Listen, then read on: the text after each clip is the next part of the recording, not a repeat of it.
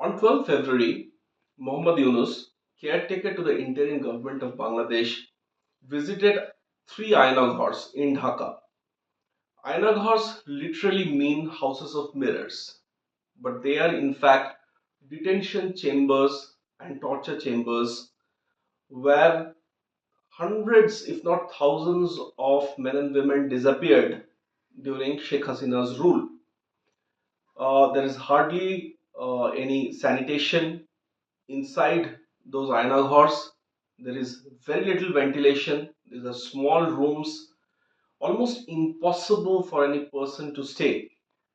And after Yunus's visit, Yunus of course visited those Aynaghars not just with his team, but also with family members of some of the people who were forced for years to stay on those Aynaghars.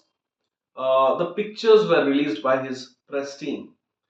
These were horrific pictures, and it is inconceivable how people could have spent years, decades inside those torture chambers. After the visit, Yunus asked an existential question. He said, "Is it our society? Had we built this society?" It's a pertinent question because during Sheikh Hasina's long tenure, 15 years at a stretch, before she had to leave her country after the quota reforms protest turned into a mass movement against her. There were serious charges against her administration, and one of the charges was suppression, not only suppression of opposition voices, but also forced disappearances and custodial tortures of people who her administration thought were inimical to them. Uh, Yunus's visit and the release of the pictures of those Aynaghars was supposed to, tell the nation what they have escaped from, what the nation had escaped from. But interestingly, they gave rise to a whole host of memes on social media. One of the Facebook users wrote, his name is Hazrat M. Hassan, he's a social activist. He expressed his doubt at the use of iron chairs which were found in the rooms for giving shock to inmates. He wrote, "I knew such chairs to be wooden with electric components attached." Mocking the Yunus government's cultural affairs advisor, the Bangladeshi film director Mustafa Sarwar Farooqi, this guy wrote, "The semi literate Farooqi tried to implement what he saw in the movies. He should have instead consulted with the Pakistan spy agency ISI." This was not the only funny post. Writer Jasmine Jesse wrote, "I am amazed it took Yunus Sahib 6 long months to stage this play, but with such a bad script. If the electric chair is metallic, then everyone present inside the torture room would get electric shocks. This is why electric chairs across the world are made of wood. Did no one from the Yunus team figure this out? Also, why weren't there any electric sockets inside the room?" These Facebook users were, of course, referring to the electric chair whose picture was released. It's an all steel chair inside the Aynaghars.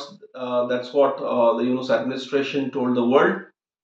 But uh, beyond the mirth on social media, there's a larger question about Aynaghars and about the Yunus administration in the state of Bangladesh. The question is, has Bangladesh truly changed after the fall of Hasina?